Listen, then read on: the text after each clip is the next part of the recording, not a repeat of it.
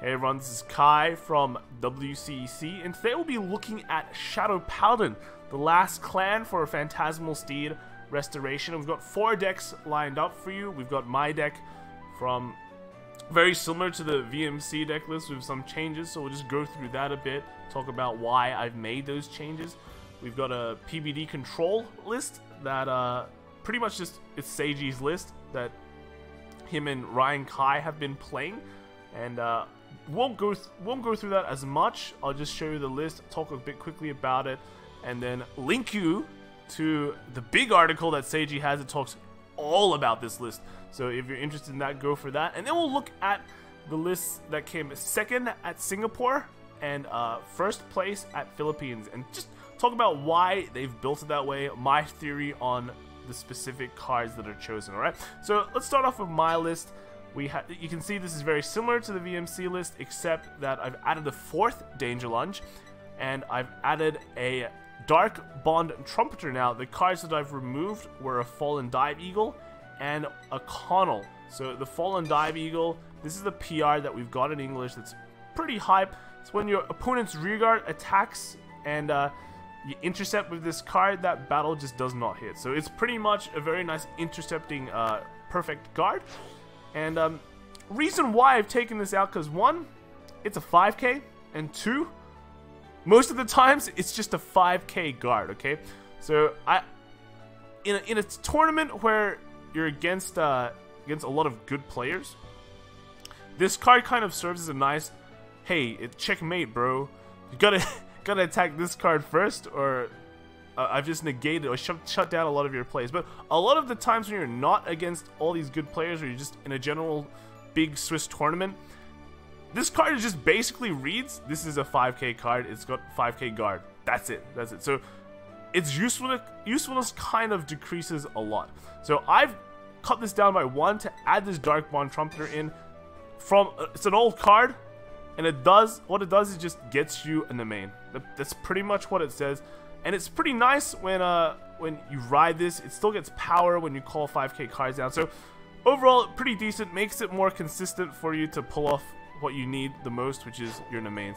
And then the 4th Danger Lunge, I personally rate Danger Lunge very highly. I'm not sure if other players do as much, but I always see Danger Lunge as this card that can just randomly win you the game, and it's also a great first ride. So I always want to see my Danger Lunges when I play this game. If my opponent's at like 5 or 4, and I have 2 Blaster Darks and a Danger Lunge, I'd be going more for 1 Blaster Dark and Danger Lunge than double Blaster Darks, because I've had a lot of games where I do the double Blaster Dark restand and they just double null, and that's it. I'd probably lose next turn. But with a Danger Lunge, they don't have any choice to null it. They have to hard guard it, and by hard guarding so much, that means their next turn is also possibly very, very weak. So I prefer Danger Lunge over double Blaster Dark, and yeah, it just puts in the work for me. That's why I've put it in at 4 Danger Lunge. Otherwise, it's pretty similar to the VMC list. So let's go to the other list. Here's the PBD control list that's featured on Seiji's blog. Now, this list, if you're playing the old Phantom Blaster Dragons and Gust Blaster build, and you really like that build, then this is what you're looking for. It plays very differently to Mordred builds. Mordred, very aggressive, YOLO to the face all the time, smork, and hope they die, right?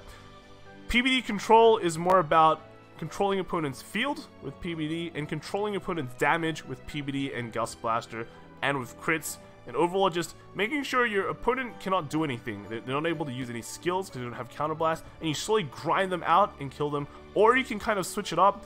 You're still running Claudus, Dorint, and Macha Karen, and just rush them and try to destroy them. So in a matchup, it just depends on the matchup. Do you need to be aggressive in this matchup? Then sure, drop your hand, go face. If you don't want to be aggressive, if you need to control them, then you have that option too. This deck has that flexibility, Mordred does not, but Seiji has a great article discussing PBD control. I'll link it to you in the description, so just check that one out, and that's basically the guide on everything you need to know about that deck. Now, we're going to move on to the decks that have been topping. So in Singapore, Benjamin Thaver came 2nd. with Mordred, and this is his list. It's pretty interesting. It's running 1 Phantom Blaster Dragon, and it's also running Macha Karen combo, and normally we don't see that anymore. And he's only running two Blackwing Swordbreakers, so big difference there. We'll talk about this list in conjunction with the Manila list as well. This is Joseph Lopez's list. He came first in Standard and Premium in Philippines, so he did extremely well that weekend.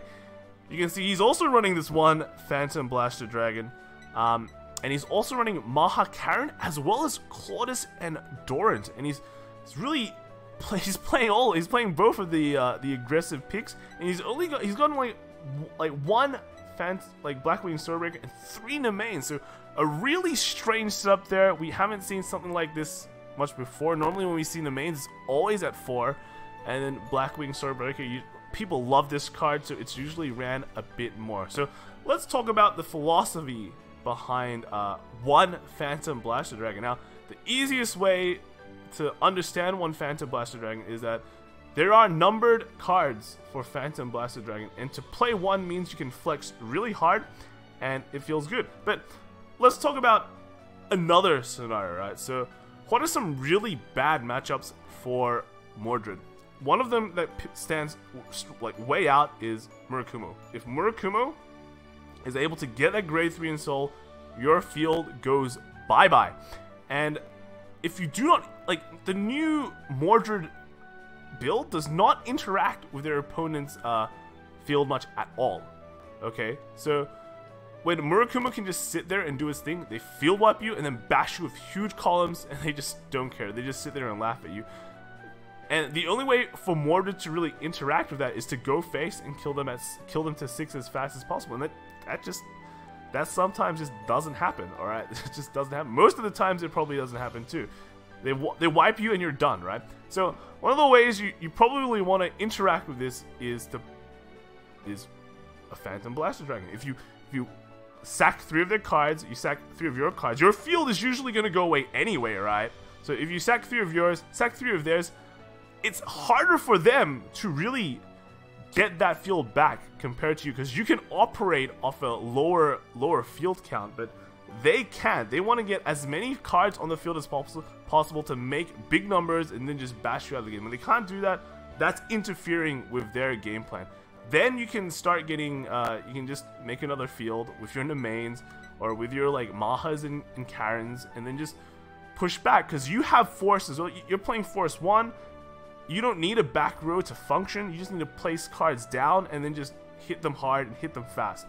So Phantom Blaster Dragon kind of lets you interact, but then you have this really bad situation where if you play against something like a Pale Moon, this Phantom Blaster Dragon just becomes really awkward and useless, unless you're playing against a very aggressive Pale Moon who's like dropped his cards to get ready for his Dorint turn, and then suddenly random Phantom Blaster Dragon just ruins his day, and so that kind of works out well too. But what about in general, right? A Phantom Blaster Dragon in general seems okay in like Swiss. You face against random other clans like Gold Paladins.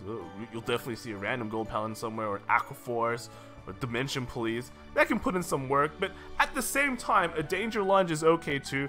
Maybe these players aren't valuing Danger Lunge as much as I do, but Danger Lunge is still okay. It salvages back a card, sure, but that's about it. So both cards are good. You don't have much space in your deck to play both, and both functions as like a first ride when you go first. So just by putting 1 Phantom Blaster Dragon, I guess if you get it, you get it. If you don't, you don't. Way back in G-Era when we were playing, I know some of my friends or teammates were playing Night Rose, and they really feared the 7 Seas matchup, so they randomly put in 1 Cocytus Reverse just for that. And if they got it, they got it. If they didn't, they didn't. That's about it. And then if they got in that specific matchup, sure, you win. But if they didn't, then at least in their other matchups, they aren't as affected. Now, the other thing that we can talk about is Macha Karens, and in this case, in Joseph's list, Claudus Dorint. So again, let's go back to Ben's list, because we've been looking at Joseph's list a lot. But Macha Karen, what does it achieve, right? So when we look at the VMC list, or something similar to a VMC list, oh, actually, we can just go back to mine. Yeah, so we'll look at this list, right? You can see at grade 2, I have these cards I want to put down. I want to put down Masquerades. I don't really want to put down any Blaster Darks. I wouldn't mind riding a Blaster Dark because I can salvage it back here, but I definitely wouldn't want to call it out. I also wouldn't want to, like, ride a Fallen Dive Eagle, but, like, it's not... This is one of your okay targets to call in the main at this stage of the game, and sure, like, it's a 5k? It's a 5k, I guess? Even, like, if you totally copy the VMC list, that list wasn't running Darkbond Trumpeter, so it was just running 2 Fallen Dive Eagles, and then you've got your Cursed Lancer that you can't really call out unless you sacrifice something. Now, let's go to the grade 1s, okay? You've got Nemains that you're definitely calling out, and then you've got Blackwing Swordbreakers that you'll probably call out at grade 2 and just draw a card, right? But what does this make? You're making very weak, kind of like 10k-ish columns. You've got Masquerades that is kind of the saving grace. New card has... A lot of people forget this. When it boosts, it gets 3k. So it can hit like 16k. It can at least force out a 10k guard. If you put it behind a Masquerade, it's hitting 24. So don't forget the boost. It comes in handy like quite often. But let's think back. Let's think back to old Shadow Paladin builds, right? You've got Macha Karen. That's hitting 15 and 11. That's hitting 26. You've got that card that gets 5k for for each rear guard you have more than your opponent. So that's hitting numbers too, right? So you've got a big grade 2 push in the previous build. So you likely just go to grade 2 and push your opponent 3 damage, and they'll go to 3, and then you can start killing them with Phantom Blaster Dragons and like Gust Blaster Dragons later on, and control their damage or just kill them, right? With this new build, your grade 1 and grade 2s are suffering. They're not that good. The quality is not that great. Sure, you can hit numbers to force out 5k guards, but you can't really push damage. And this kind of conflicts with what Mordred does, because you'd be going into a Mordred turn when your opponent's at like maybe like 1 or 2 damage, and then they'll just live for 2 turns. You'll be double Blaster Darking, and then for 2 turns, they'll still be alive, okay? And then think about what can happen in 1 or 2 turns. You face against Murakumo, bam, your field's gone, you're dunzos. That's it, right? And then, like, again, you have no interaction with their field, so they can reliably kind of pull that off. In 2 turns, what can happen in 2 turns? Pale Moon, bam, they trigger a front, you're dunzos, right? So, how do you counter this? And that is to put back your more aggressive early game. You got Macha Karen, alright? So, that kind of fulfills your early game push. You also, Joseph was also playing Claudius and Dorint. Claudius, I honestly think he's playing this Dorint, right? Grade 2. He's only playing 2-2, so I don't think he's missing it if he just plays his 2 out. But the most important thing is he's playing this grade 2 at grade 2, and then putting a booster behind it, and it's hitting like 21 or 18, and it's hitting numbers, and forcing out either higher amounts of guard from his opponent or pushing damage. And that is the key thing that you have to think of. Pushing damage, and then getting like that 1 extra turn to just kill them with the Mordred. Alright, so instead of your opponent having 2 turns to live, they only have 1 turn to live, and that is very big. That means your field is not disappearing, and that means they're dead. Okay, so that is why, that is what I think is why they're running Macha Karen, and why Joseph even went all the way out to play more quality grade 1 that is not 5k. And sure, he's only running 3 Masquerade, but honestly, you don't really miss Masquerade as much as you'd think. So overall, those are pretty much all the important decks. Hopefully we've solved the mystery behind 1 Phantom Blaster Dragon. And although a lot of these decks looked pretty jank, like straight on the outside, like, wow, he's only running 3 in a main, one Swordbreaker, and oh man, he's playing like 2-2. How can he ever combo off?